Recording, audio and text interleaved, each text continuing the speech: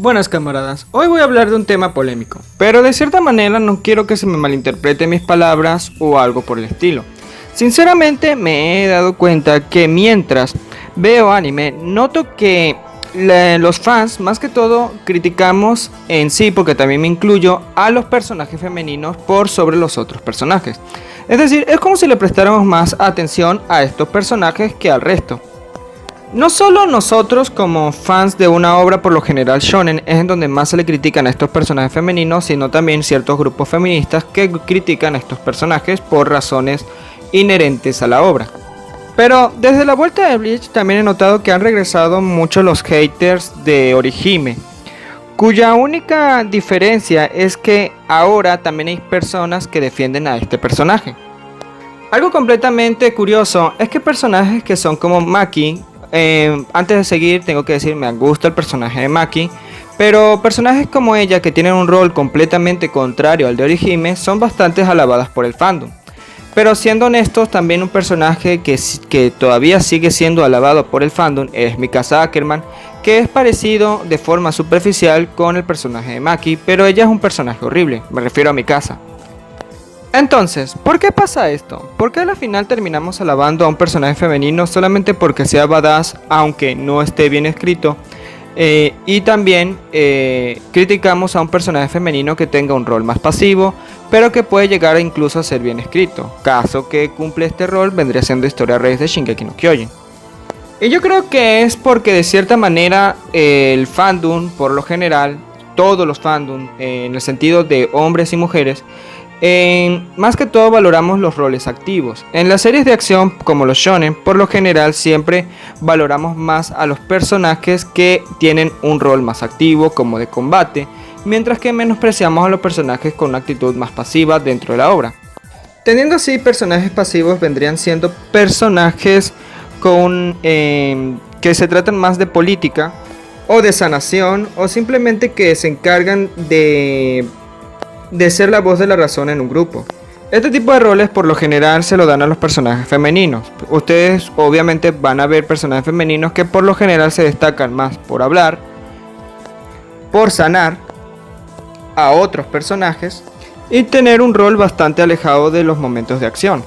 Entiendo bien que el público esté cansado de este tipo de cliché y que estemos cansados de verlas de esta forma, pero hay algo que olvidamos y al mismo tiempo tenemos que entender en estos últimos tiempos, y es que un personaje ficticio no tiene libre albedrío. Estos personajes solamente se caracterizan por ser lo que su autor quiere que sean. Estos personajes no pueden salirse de su rol preestablecido. Lo que importa realmente es cómo su autor los termina manejando. Diré una comparación y explicación simple con esto. Como ya mencioné anteriormente, me refiero con el personaje de Mikasa y Maki. Estos personajes superficialmente tienen características en común. Ambas son chicas que tienen un rol activo en sus obras, siendo este rol activo el de combate. Pero hay una notable diferencia con estos dos personajes. En el caso de Maki, tiene un gran desarrollo de personaje. Tiene una búsqueda interna y un propósito que seguir más allá de estar enamorada de un chico o algo, lo cual lo hace completamente un personaje bastante querido por el fandom e incluso por mí. Me parece un personaje completamente un modelo para seguir, tanto para mujeres como hombres. Lo conveniente ocurre cuando vemos el otro lado de la moneda, como con respecto con el personaje de Mikasa Ackerman, un personaje que inició siendo completamente badass, pero a la final terminó convirtiéndose en una Sakura Haruno. Para que se entienda bien este punto y esta comparación, en el sentido de que Mikasa Ackerman solamente giró en torno al personaje protagónico, que viene siendo Eren Jaeger. De ahí su autor no hizo ningún desarrollo de personaje con ella, dejándola estancada justamente en ese punto. A diferencia de Yeye Kutami, que sí sabe trabajar a sus personajes femeninos, más que todo, sí le dio un gran rol importante al personaje de Maki, ya iba a decir máquina. Continúo, dándole un gran desarrollo al personaje de Maki, siendo incluso inspirador tanto para todos sus lectores por igual. Pero este es un punto muy importante, y es que demuestra que un personaje femenino badass no significa que por ser badass sea bueno. Un ejemplo en Occidente ocurre exactamente lo mismo, y puedo utilizar con dos personajes sencillos para que puedan identificarlo mejor, que vendrían siendo Capitana Marvel y la Mujer Maravilla. Tanto en cómics como en películas, uno es más agradable que el otro. La Mujer Maravilla recibe un cariño mejor por la fanaticada que con Capitana Marvel, que sinceramente se ha ganado el odio de sus fans. Y no tanto por la actriz, ahí no voy a meter la actriz, hablo del personaje en sí, tanto en cómics como en las películas. Este error y defecto ocurre únicamente por guión. Volviendo ya a Japón, vamos de nuevo con Orihime. A este punto me parece bastante tonto criticarla, teniendo en cuenta que el manga ya terminó. Y llevamos muchos años esperando su reanimación. Soy muy consciente de que el personaje de Orihime está lleno de clichés. Pero dentro de la obra de Bleach, como ya he mencionado antes, es un personaje que en mi opinión funciona, siendo que es la única curandera dentro del grupo. O mejor dicho, más en un término de juego de rol, ella es el mago blanco.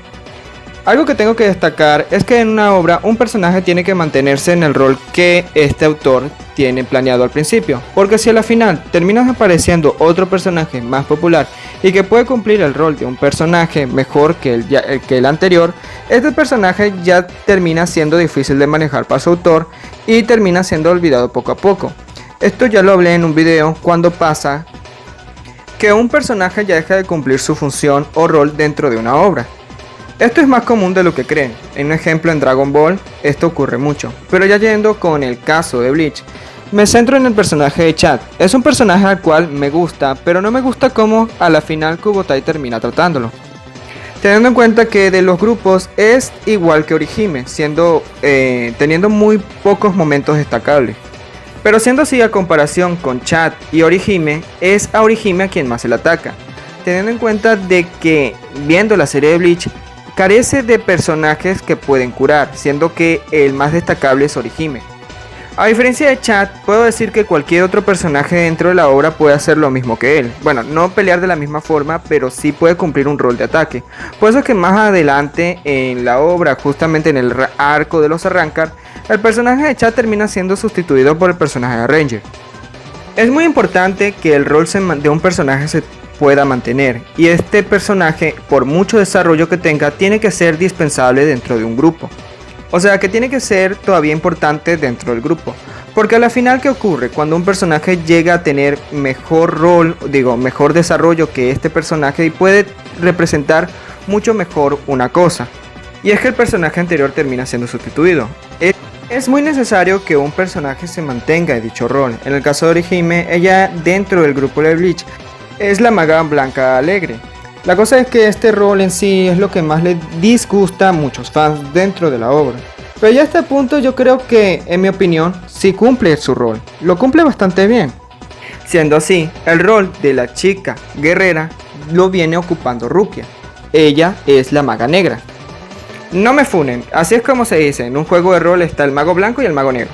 Y lo digo así para que se entiendan bien los roles de un personaje. De hecho, muchos de estos roles, en cual posición que puedes agarrar de un personaje de un juego de rol, puede servirte para una obra, un consejo como escritor. O sea, para quienes quieran escribir una obra o algo así. Ahora, volviendo un poco con Orihime, pese a que ella tiene un arco de desarrollo, ella no deja de salirse de ese rol.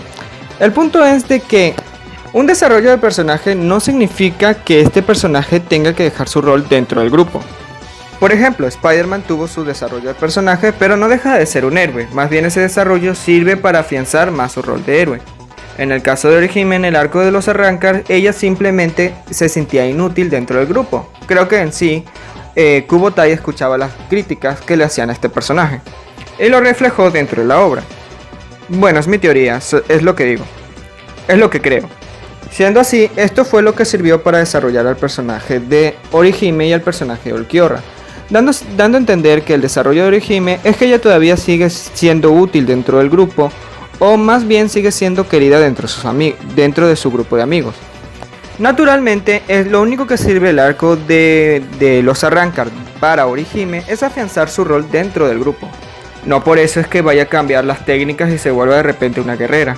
Siendo así que ya explican dentro de la misma obra que los poderes de Orihime no pueden cambiar. Y bueno, esto sería todo. Díganme en los comentarios qué piensan. ¿Han criticado a otros personajes femeninos tal cual?